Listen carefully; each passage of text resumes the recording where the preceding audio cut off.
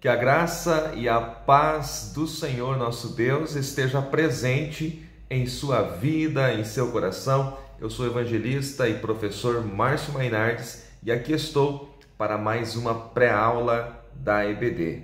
Nós estamos estudando na classe de adulto as lições da CPAD, Aviva a Tua Obra, o chamado das Escrituras ao quebrantamento e ao poder de Deus. E estamos chegando na lição de número 10, que traz o título O Avivamento na Vida Pessoal. A nossa lição de hoje tem como texto áureo o Salmo de número 63, versos 3 e 4, que dizem: Porque a tua benignidade é melhor do que a vida, os meus lábios te louvarão. Assim, eu te bendirei enquanto viver, em teu nome levantarei as minhas mãos. A verdade prática da nossa lição diz que a presença do Espírito Santo é uma realidade em todos os dias da vida de um crente avivado. A presença do Espírito Santo, ela é constante, é diária na vida de um crente que está vivendo o pleno avivamento. Então, já aprendemos aqui na nossa verdade prática que a presença do Espírito não é temporária, não é apenas nos horários de culto em comunidade, quando a igreja se reúne como corpo de Cristo em um determinado endereço. A presença do Espírito Santo é diária. Este é o cerne desta lição de hoje. A leitura bíblica em classe, o texto que vamos trabalhar, está no Salmo de número 63, os versos 1 ao 8. Vamos lá então. Primeiro vamos analisar aqui o avivamento na vida do salmista. A primeira coisa que eu encontro é que o salmista, ele tem fome e sede de Deus. O verso de número 1 diz: Ó Deus, Tu és o meu Deus, de madrugada te buscarei, a minha alma tem sede de Ti. A minha carne, em outra versão diz, o meu corpo te deseja muito em uma terra seca e cansada, onde não há água. Sede e fome de Deus é o que falta para muitos nesta geração atual. Há uma falta de apetite, há uma inapetência, há uma falta de desejo por se alimentar das coisas de Deus. As pessoas hoje estão cheias, estão fartas, mas não de Deus, não do Espírito Santo. Elas estão fartas e cheias das coisas materiais, dos seus afazeres, dos seus próprios objetivos. Mas quando as pessoas têm fome e sede de Deus e começam a buscá-lo de forma constante, de forma veemente, com certeza estas pessoas vivem um pleno avivamento. O salmista era assim, ele tinha fome e sede de Deus, é por isso que é um exemplo de avivamento para nós hoje. Qual era o seu desejo? O seu desejo era contemplar a glória de Deus. O desejo do salmista era adentrar na fortaleza divina. Este era o seu desejo. Ele diz assim: para eu ver a tua fortaleza, a tua glória, como te vi no santuário. Em terceiro lugar, a graça, a benignidade de Deus, a sua fidelidade é maior do que a própria vida. Qual é o maior bem que você tem? O que é que você tem de mais valor? Na verdade, é a sua vida. Mas ele diz que a graça de Deus, a benignidade de Deus, a fidelidade do Senhor é maior do que a própria vida. Porque sem as coisas você vive, mas sem a fidelidade, a graça, a benignidade de Deus, você não poderá viver. Em quarto lugar, ele louva e bendiz ao Senhor. Louvar e bendizer ao Senhor era o principal alvo do salmista enquanto ele vivesse. Para nós vivermos um avivamento de fato, este deve ser também o nosso alvo, o nosso objetivo, louvar e bendizer a Deus e não colocar para Deus aquilo que sobra, ou seja, nós buscamos em primeiro lugar os nossos interesses pessoais, nos debruçamos sobre as coisas materiais, perdemos tempo com muitas coisas que fazemos, às vezes até para o reino, às vezes até em nome do reino fazemos coisas, perdemos tempo, enquanto deveríamos dedicar a nossa vida em louvar e bendizer ao Senhor. Este era o alvo do salmista. Em quinto lugar, ele vivia num relacionamento intrínseco com o Senhor.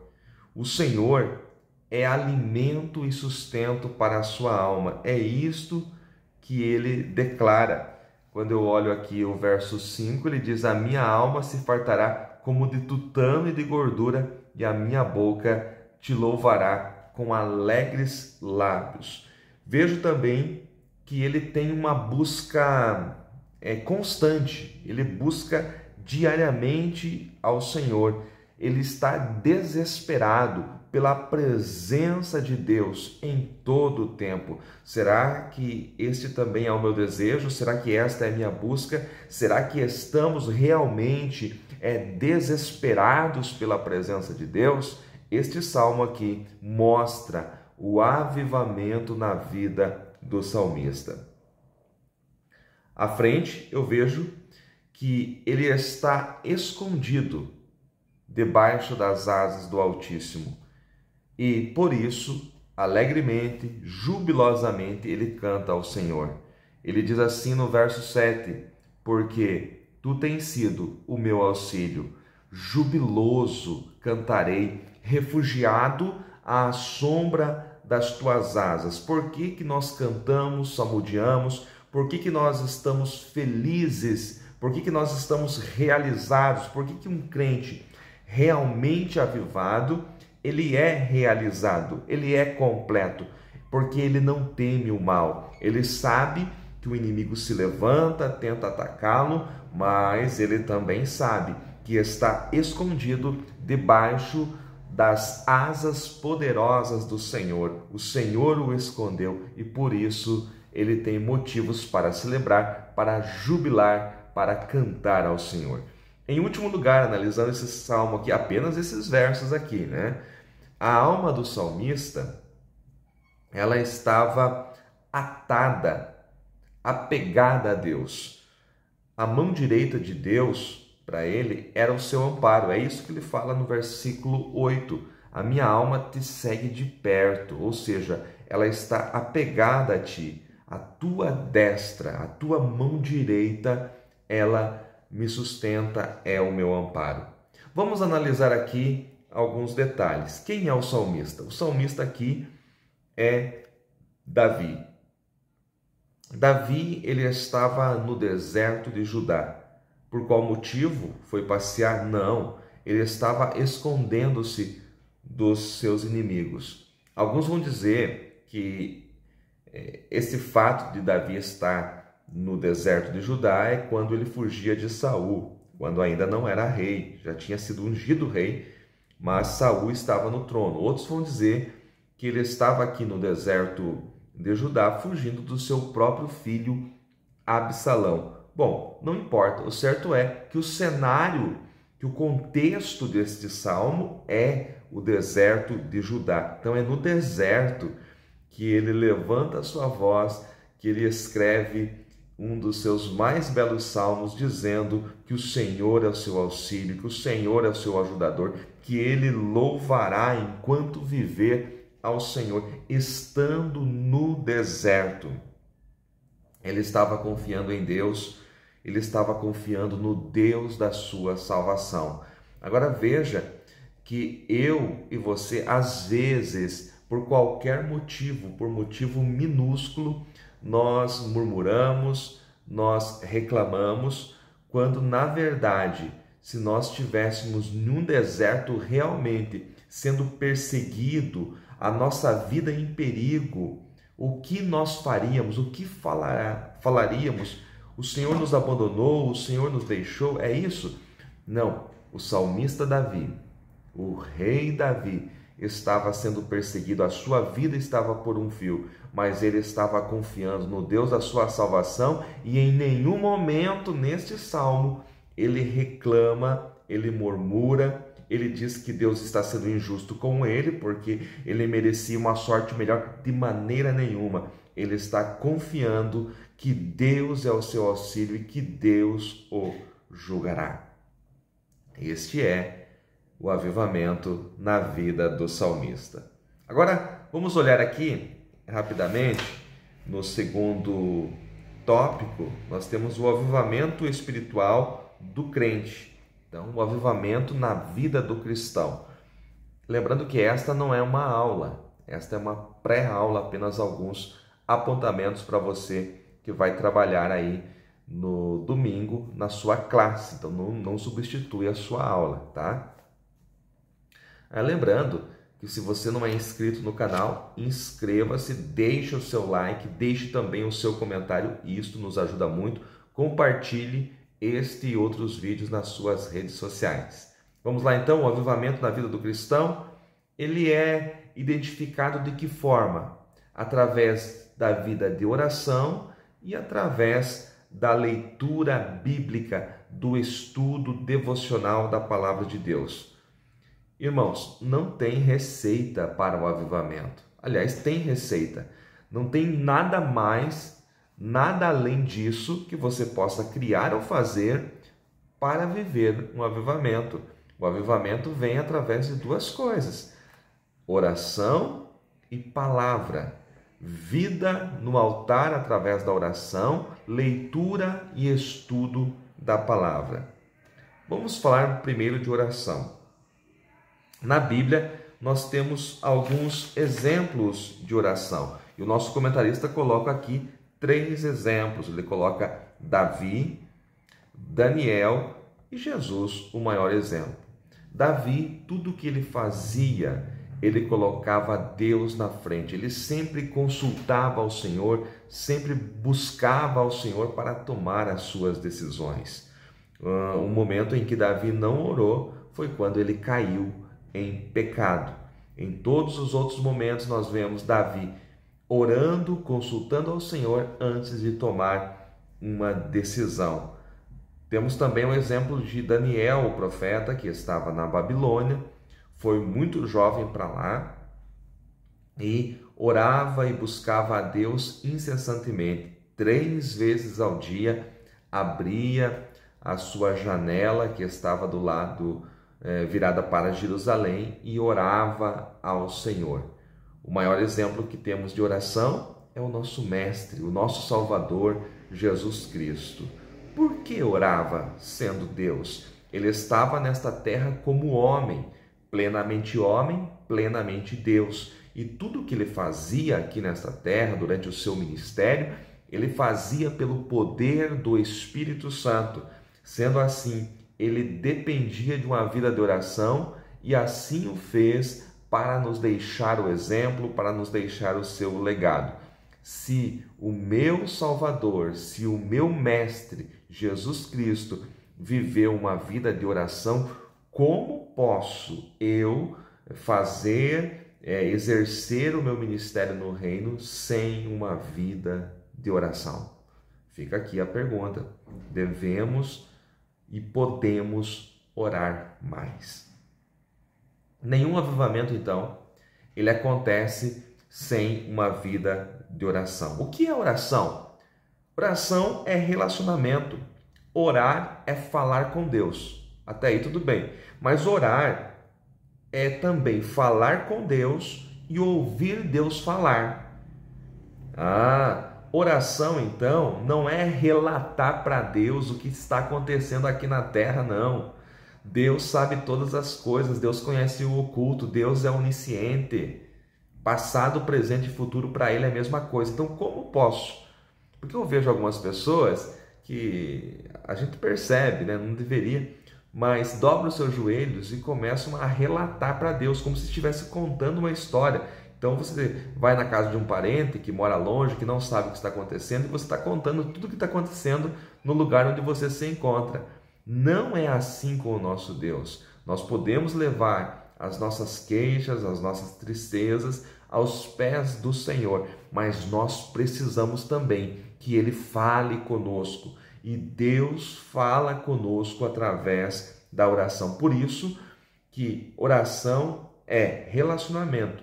Então é falar com Deus e também ouvir Deus falar. É por isso que às vezes a gente dobra os joelhos, começa a orar e logo as palavras nos faltam. É porque Deus vai falar conosco também através da oração. A leitura bíblica, a palavra de Deus, ela é o manual do crente. A palavra de Deus é uma bússola que aponta para o norte. A palavra de Deus é um guia. A palavra de Deus é a maior revelação de Deus. Sem ela, nós nos perdemos no caminho. Então não tem como viver sem a palavra de Deus. A palavra de Deus, ela é também a espada do Espírito, conforme o apóstolo Paulo diz em Efésios capítulo 6, versículo 17. Então, para o cristão, como bom soldado de Cristo que está indo para a guerra, a espada, a palavra de Deus, é a sua arma de ataque. Pode perceber no texto de Efésios 6, a partir do versículo 11, onde ele fala da armadura do cristão, que o maior número de armas ali é para a defesa, mas a Bíblia, a palavra de Deus, é a espada do Espírito, ela é a única arma de ataque. Sem ela você não pode vencer. A Bíblia, a palavra de Deus, é também a constituição do reino. Nós estamos dentro do reino de Deus e este reino tem uma constituição e a Bíblia é a constituição do reino. A nossa nação, o Brasil, não tem uma constituição. Se está sendo seguida ou não, isso não vem ao caso aqui, mas ela tem uma constituição que é a lei máxima da nação. Assim também, o reino de Deus tem uma constituição e a Bíblia é esta constituição. Então, sem a Bíblia, você não conhece as regras do reino. Sem a Bíblia, você não pode exercer suas atividades no reino, tá certo? Então, por isso que oração e leitura da palavra é essencial para uma vida de avivamento. Agora, o avivamento pessoal e familiar. Na vida pessoal, o que o avivamento interfere? O avivamento ele interfere na integridade. A pessoa que é avivada, ela é íntegra. Então não basta ela falar em mistérios, falar línguas estranhas, ter dons espirituais e viver uma mentira fora dos templos. Porque a palavra do cristão, ela é sim, sim, não, não. Assim falai, assim procedei. Está escrito lá em Tiago, capítulo de número 2, versículo de número 12. Mateus 5,37 diz que a vossa palavra seja sim, sim, não, não. Integridade. Então, o cristão avivado, ele é íntegro. Ele também é prudente. Ele tem cuidado no falar e no agir. Ele também cuida da sua saúde física e emocional. Então, eu aprendo aqui que o avivamento ele não é só dentro das quatro paredes, lá onde a igreja se reúne, né? No domingo à noite, no sábado à noite, ou no domingo de manhã, durante a semana. Não, por 1h30, 2 horas, não. O avivamento ele interfere em outras áreas da vida, inclusive na vida pessoal e familiar. Também o avivamento interfere no relacionamento conjugal. Tamanha é a relevância disso que o apóstolo Paulo coloca o amor de Cristo pela igreja como exemplo para o matrimônio. Não tenho tempo de ler aqui, mas o texto está em Efésios, capítulo 5, a partir do versículo 22. E quando ele chega no versículo 31 ou 32, ele diz: grande é este mistério, digo, porém, a respeito de Cristo e da igreja. Ele fala para esposas e maridos terem uma vida mútua, de sentimento mútuo, de amor. Ele fala para os maridos se entregarem por suas esposas, assim como Cristo amou a igreja e se entregou por ela. Então ele coloca o relacionamento o amor de Cristo pela igreja como exemplo de matrimônio. E aqueles que são avivados realmente, que vivem o pleno avivamento, têm uma vida conjugal estável conforme os parâmetros da palavra de Deus. Agora, um detalhe, alguns avivamentos, eles não se refletem na vida dos filhos. São movimentos que acontecem somente dentro dos templos. Quando os filhos veem ou percebem que este mesmo avivamento que o pai, que a mãe vivem lá no templo, não acontece dentro de casa, pelo contrário, acontece o contrário, acontece totalmente de forma diferente, muitas vezes tem uma repulsa pela igreja e pelo evangelho. Então, o motivo de alguns filhos não quererem nem saber da igreja, quando os seus pais, na verdade, são obreiros, às vezes pastores, líderes de departamentos, é porque esses pais, em nome de uma pseudo-espiritualidade, abandonaram os seus filhos, abandonaram as suas casas. E as línguas estranhas, os dons, as manifestações, é somente lá, naquele endereço da igreja, do templo. Mas eles não são igreja dentro das suas casas. E os filhos, eles sabem de tudo aquilo que acontece que não deveria acontecer. E então sabem que os seus pais vivem uma hipocrisia. É por isso que muitos filhos não querem viver. Tem uma repulsa quando se fala de Deus, quando se fala da igreja, e muitos estão desviados dos caminhos do Senhor.